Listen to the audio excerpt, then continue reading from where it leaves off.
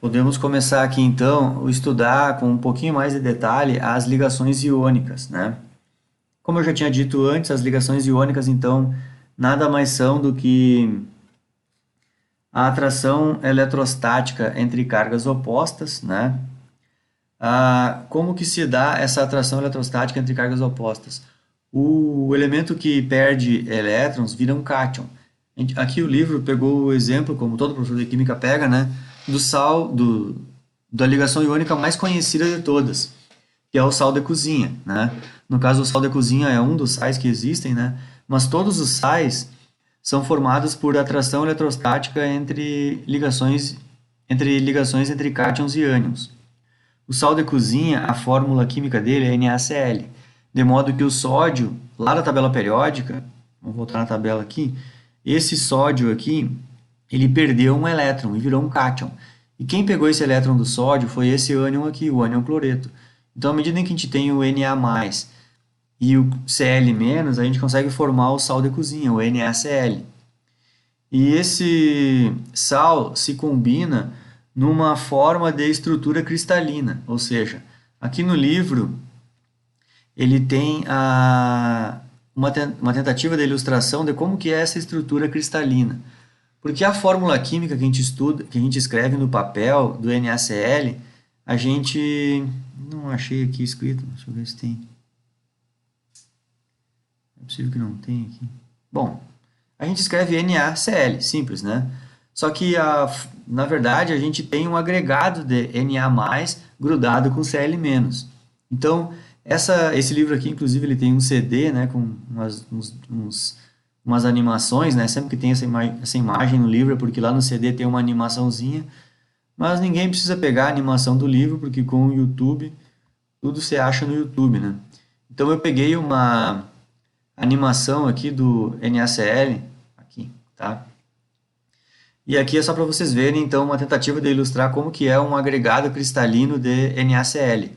Sempre esse agregado cristalino no caso esse daqui, o Na+, é simbolizado pela bolotinha roxa.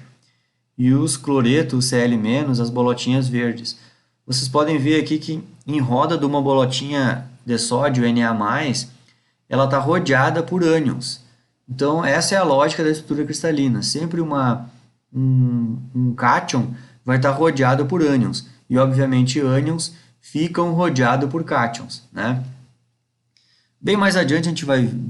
daqui um pouco a gente já vai ver que existe um cálculo para se saber a energia potencial da atração eletrostática. Porque dá para perceber que no momento, mesmo que existam atrações eletrostáticas entre cargas opostas, a gente até tem ânions vizinho com ânions aqui, né? E então, isso até acontece também. Só que a atração entre cargas opostas é bem mais forte do que... porque eles tentam se rodear de cargas opostas, né? E essa é a lógica da estrutura cristalina. Inclusive aqui eu posso deixar rodando aqui, porque essa estrutura cristalina, isso vai se acomodando, vários cátions com vários ânions, e esse seria o desenho, digamos assim, do NaCl, certo? São um agregado gigantesco de Na+, com Cl-. De modo que, para você terem uma ideia, para tu pegar um sal de cozinha, um menor grão que teu olho consegue perceber, isso tem zilhões e zilhões de cloretos com zilhões de Na+, né? São muitos cloretos e muitos sódios para o teu olho começar a perceber, a olho nu, um cristal de sal NaCl. De modo que, então, quando a gente escreve só no papel NaCl, seria só um sódiozinho, né? Só um sódiozinho e um Clzinho. Isso jamais o teu olho perceberia, né? E outra coisa que vale comentar aqui é que essa estrutura cristalina é quando a gente tem o NaCl na forma sólida. Então, cada vez que tu vê um sal na forma sólida, é porque ele está na forma cristalina, desse jeito. Quando a gente coloca um sal em água, aí já é outra conversa. Então, não vou entrar em discussão agora, tá? Bom, então, voltando para o nosso material aqui, o autor, então, quis fazer o destaque, então, como que são essas estruturas cristalinas. E a outra coisa que o autor entra em destaque é uma coisa que eu já meio que antecipei, que é como que se comportam os átomos da tabela periódica. Então, aqui, o que está escrito no Atkins é mais ou menos aquela explicação que eu fiz antes para vocês. Os elementos daqui querem perder, os daqui querem ganhar. blá blá blá blá blá blá. Eu já falei isso mais ou menos para vocês. Aqui no Atkins, inclusive, ele faz umas tabelinhas aqui ó, dos elementos mais conhecidos, os mais abundantes no planeta. E isso todo químico que você preze, meio que tem, assim, ó, é meio que óbvio tu já saber o comportamento reativo desses átomos, né? Então, a gente já sabe que, por exemplo, se é um metal alcalino perde um elétron, alcalino terroso perdem dois, sabe? Aqui na família, no grupo 13, a gente sabe que o boro é o único que faz ligação covalente, mas daqui para baixo, alumínio, galho, índio, tálio, eles se oxidam e formam cátions. Então, algumas coisas a gente tem que saber meio que decorado já, né? Então, a coisas mais óbvias, né? Deixa eu até mostrar aqui para vocês na tabela, né? A, aqui, ó, metais alcalinos. Aqui vocês têm que saber que todos eles perdem um elétron. Por quê? Porque eles são da família 1, acaba com S1, todos eles perdem um elétron. Alcalino terroso, todos eles perdem dois elétrons. Aqui na família 13, no grupo 13, aqui eu canto a pedra para vocês que o boro faz ligação covalente e aqui os roxinhos perdem elétrons, viram cátions. Aqui o carbono faz ligação covalente, o silício ligação covalente e a partir desses o germânio também faz e aqui a partir daqui eles formam cátions, tá? Aqui arsênio, antimônio, eles já se oxidam, também formam cátions, né? Telúrio, polônio formam cátions.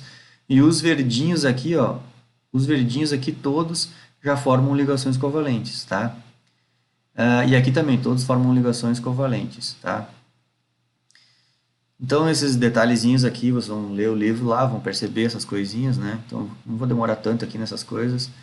Aqui outra coisa que eu quero fazer o destaque é que no livro ele começa a falar como é que a gente faz a distribuição eletrônica de cátions, tá?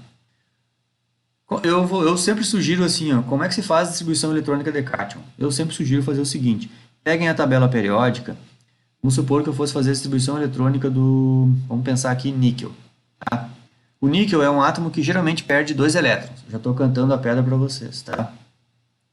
Então eu sempre sugiro fazer o seguinte, façam a distribuição do níquel na forma neutra, o número atômico dele é 28, distribuam lá deixa eu catar aqui, na distribuição eletrônica, façam uma distribuição de 28 eletronzinhos, tá? Fazendo a distribuição de 28 eletronzinhos, vocês vão ver que a configuração eletrônica dele vai ficar desse jeito aqui. Eu não posso mexer o mouse aqui, mas olhem aqui para essa imagem aqui de cima. Vai ficar o 3D8, 4S2.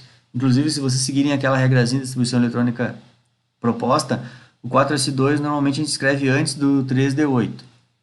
Que eu já falei em vídeos anteriores, as duas coisas estão certas, tá? Mas então, o que interessa é o seguinte, entre 3D8 e 4S2, a pergunta é, quais desses, se o níquel vai perder dois elétrons, aonde que estão os elétrons mais externos do átomo? Os elétrons mais externos do átomo estão na camada 4, não é os que estão na camada 3. Portanto, quando o níquel for perder elétrons, ele não vai perder os elétrons do orbital D, porque os orbitais D estão mais para dentro do átomo, eles estão na camada 3. E já os orbitais S do 4S2 são elétrons que estão na camada 4. Então vão ser esses elétrons que o níquel vai perder. Então, por exemplo, aqui ó, o cobre. O cobre, existe o cobre que perde um elétron. E obviamente ele vai perder aquele um elétron do 4S1 que está aparecendo ali. Tá?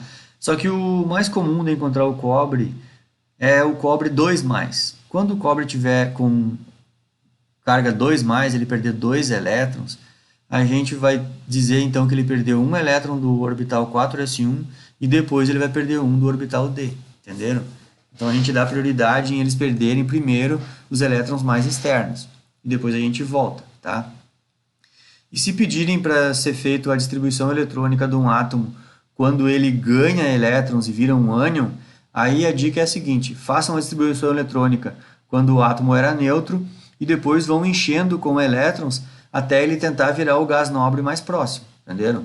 Então vamos supor, eita, cliquei num troço aqui. Vamos supor aqui, se tiver que fazer a distribuição eletrônica do enxofre quando ele ganha 2 elétrons, vocês vão fazer essa que está aparecendo na tela ali, 3s2, 4p4, e vocês vão colocar 2 elétrons a mais, de modo que ele vai ficar com essa configuração aqui, 3s2, 3p6, né? Então, para fazer com ânion é mais fácil, para fazer com cátion que tem que prestar atenção nesse detalhe. Nunca tirem elétron das órbitas que estão mais internas. A gente tem que tirar elétrons das órbitas mais externas, tá? Dos elétrons que estão em órbitas mais externas, certo? Então, essa parte aqui já está vista aqui do material, né? Aí no nosso próximo vídeo, vou deixar para o próximo vídeo, então.